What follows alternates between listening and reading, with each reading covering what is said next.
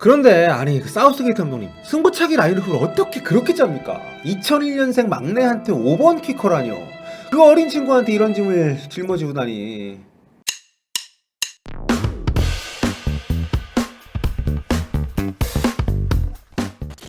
잉글랜드가 사실상 개최국으로 치른 유로 2020에서 우승에 실패했습니다. 역사상 처음으로 유로 결승에 진출을 했습니다만 이탈리아에게 승부차기 끝에 패배를 했는데요.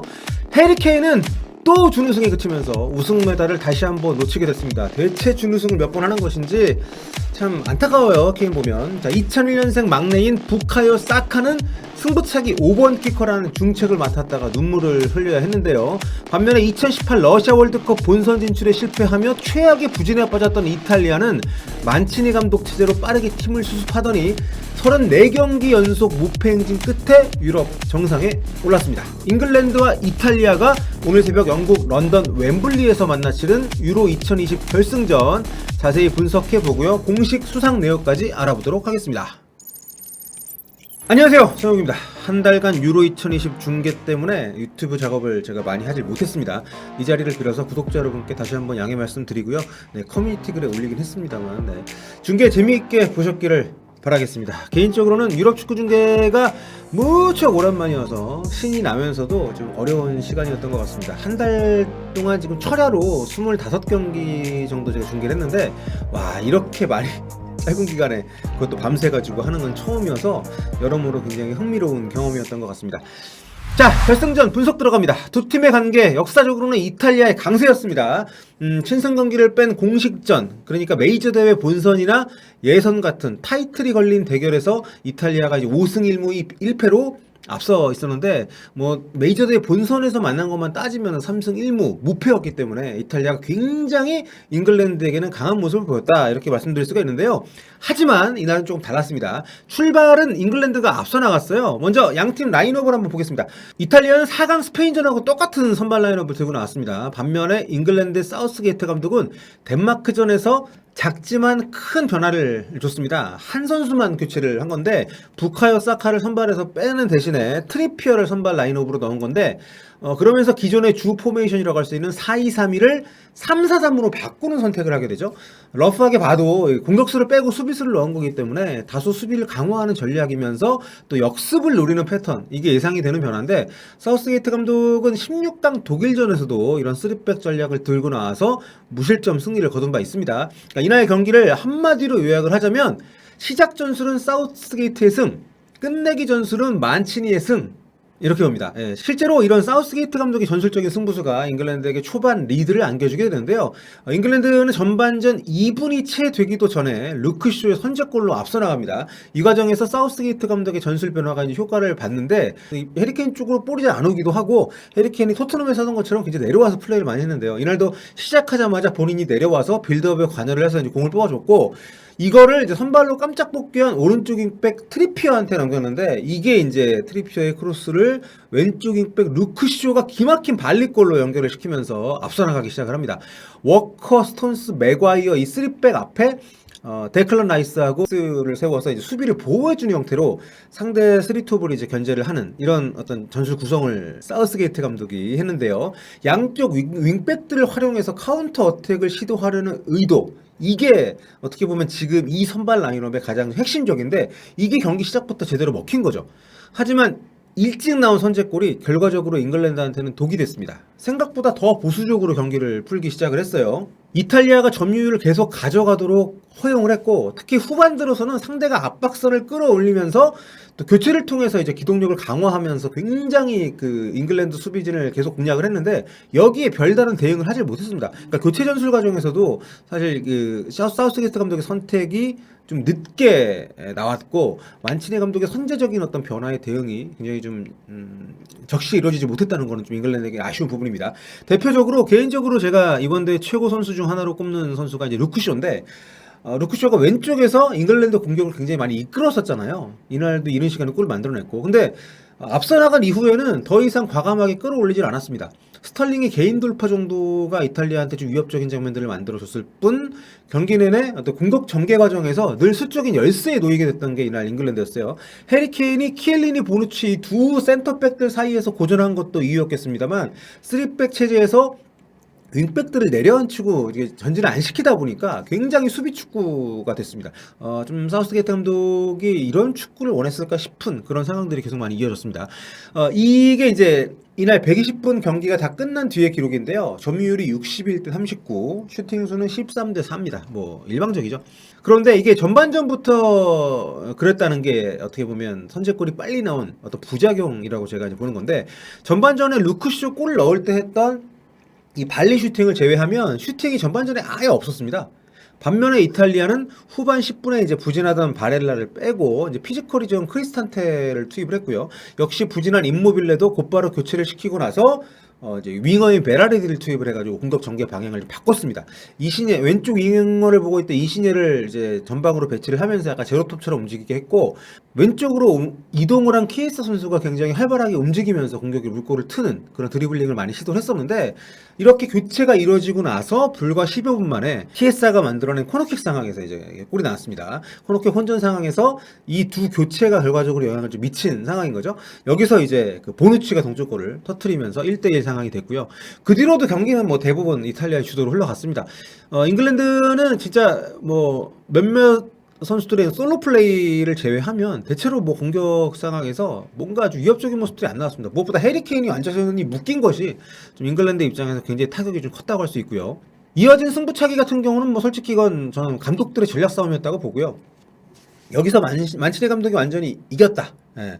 뭐 물론 돈나룸마 골키퍼의 영웅적인 선방 쇼가 뭐 가장 결정적인 요인이긴 합니다만, 마지막 그 잉글랜드가 3, 4, 5번 키커가 다 실축을 했는데 그 중에 2개를 막아냈으니까요. 그런데 아니 그 사우스게이트 감독님, 승부차기 라인업을 어떻게 그렇게 짭니까? 2001년생 막내한테 5번 키커라뇨. 그 어린 친구한테 이런 짐을 짊어지고 다니. 결과론적인 얘기라고도 할 수 있습니다만 3, 4번 키커를 연장전 종료 직전에 투입한 선수들도 없고, 5번을 아직 20살도 안 된 막내를 배치하는 게 일반적인 배치는 아니거든요. 결국 이 3명이 다 실축을 하면서 잉글랜드는 패배를 하게 되죠. 3번 레시포드, 4번 산초, 5번 사카. 그러나 사카한테 가서 인종차별 댓글 다는 왜 이렇게 많습니까? 이게 너무한 거 아닙니까? 그러니까 어이없어가지고 웃음이 나오는데, 사실 사카 선수가 정말 이번 대회 잘했거든요. 기대 이상으로 많은 기회를 받고 또 그에 부응을 하는 모습 보였는데, 이거는 너무 막 좀 심각한, 유럽 축구에서 이 인종차별 문제는 정말 심각한 것 같습니다. 독설과 로이킨 해설위원은 이걸 이제 감독보다는 팀 내 선배 선수들을 좀 돌려가기를 하면서 좀 비판을 했는데, 스털링하고 이제 그릴리시 이름을 언급을 하면서 어떻게 저런 어린 선수가 승부차기 5번 키커로 나서는데 이걸 내버려둘 수가 있냐, 이렇게 공개 저격을 한 건데, 아니 감독이 저렇게 짰는데 어쩌란 말이야, 이렇게 생각할 수도 있습니다만, 이런 초엘리트 무대에서 감독이 승부차기 키커를 일방적으로 정하고 뭐 순번을 짜고 이러는 경우는 거의 없긴 합니다. 그래서 선수들에게 보통은 이제 컨디션이냐 의사를 묻고 정하는데, 어떤 과정을 거쳤든 간에 이 사우스게이트 감독 역시도 유로 96대 본인이 이때 4강에서 독일한테 졌잖아요. 승부차기 사우스게이트 감독이 실축해가지고 그때 감독이 물어봤는데 본인은 안 차고 싶었대요. 그런데 감독이 물어보니까 좀 못 차겠다고 할 수 없어가지고 찼다고 하는데, 뭐 어쨌든 간에 어떤 과정을 거쳤든 사카가 5번으로 나서게 내버려둔 거는 문제가 있다. 이게 이제 로이킨 해설위원의 생각인 거죠. 이게 선수 개개인의 성정이나 킥력도 중요하지만 경험 무시 못하거든요. 그러니까 우리나라도 2011년 아시안컵 4강 그 한일전에서 당시 그 막내급들로만 키커를 구성을 했다가 전원이 실축해가지고 우리가 일본한테 0대 3으로 진 적이 있죠. 반면에 이제 이탈리아 같은 경우에는 4강에서 스페인 상대로 승부차기 승리를 했잖아요. 그때 이제 1번 키커인 로카텔리만 실축을 하고 2, 3, 4, 5번이 다 성공을 해서 이제 승리를 했었는데, 이번에는 그 실축했던 1번 로카텔리만 그 바꾸고 나머지는 다 똑같이 배치를 했더라고요. 뭐 이탈리아 역시 실축이 있었기 때문에 뭐 아주 좋은 선택은 결과적으로 아니었을 수도 있습니다만, 그래도 검증된 선택을 했다는 점에서 최대한 리스크를 줄이려고 노력했다, 이렇게 볼 수는 있는 거죠. 결과적으로 두 감독들의 선택이 경기의 출발과 마무리에 모두 지대한 영향을 미쳤다는 점에서 이 시합은 그 경기 내용적인 면, 뭐 수준, 이것뿐만 아니라 굉장히 고급진 재미를 주는 그런 한 판이 아니었나 생각이 듭니다. 참고로 이탈리아는 역대 유로에서 한 대회에서 승부차기를 2번 이긴 팀이 없다는 징크스도 깨부수고 우승을 하게 됐습니다. 이탈리아는 이제 우승 상금 320억 원을 이제 받게 되는데요. 잉글랜드는 이제 준우승팀 280억 원 정도를 받습니다. 기본 상금 체계가 이제 이런데 이게 우승팀은 1000만 유로만 딱 받는 게 아니라 조별리그 이기면 얼마, 뭐 16강 이기면 얼마, 뭐 8강 상강 이렇게 최종 상금 누적이 돼가지고 받는 거라서 우승팀, 준우승팀 차이가 생각보다 크진 않습니다. 아무튼 뭐 굉장히 우승 상금이 좀 큰데 참고로 아시안컵 우승 상금은 이제 원래 0원이었다가 2019년 대회 때부터 60억 정도 듭니다. 어우, 굉장히 많이 주죠. 자, 마지막으로 유로 2020 공식 수상자 살펴보도록 하겠습니다. 대회 MVP는 이탈리아의 이제 99년생 골키퍼죠. 지안루이치 돈나룸마 선수가 차지하게 됐습니다. 뭐 받을 만한 활약을 했습니다. 99년생이어서 뭐 영플레이어상에도 해당이 되는 어린 나이입니다만 아예 대회 MVP를 먹어버렸습니다. 4강과 결승 승부차기에서 선방쇼를 펼친 게 이제 가장 큰 영향을 미쳤을 거라고 생각이 되고 뭐 그 외에도 굉장히 안정적으로 이탈리아를 지켜냈습니다. 이탈리아는 지안루이지 부폰의 시대가 전무니까 또 곧바로 어나더 지안루이지 돈나루마 선수가 출연을 해서 또 든든하게 지켜주고 있는데요. 참고로 이 지안루이지라는 이름이 이탈리아에서도 굉장히 드문 이름이래요. 0.06%밖에 안 쓰는 이름이라고 하는데 드문 이름임에도 불구하고 저 이름단 선수 2명이 국대 골키퍼를 몇십 년을 해먹는 자 이런 상황이 되지 않을까. 자 그리고 98년 1월 1일 이후 출생자 그러니까 만 23살 그 이하 나이 선수 중에서 최고 활약을 펼친 선수에게 주는 영플레이어상이 있는데 이거는 이제 스페인의 신성이죠. 정말 어마어마한 활약을 펼친 2002년생 미드필더 페드리에게 주어졌습니다. 지난 2016년 대회 때는 그 헤나토 산시스 선수가 수상을 했었죠.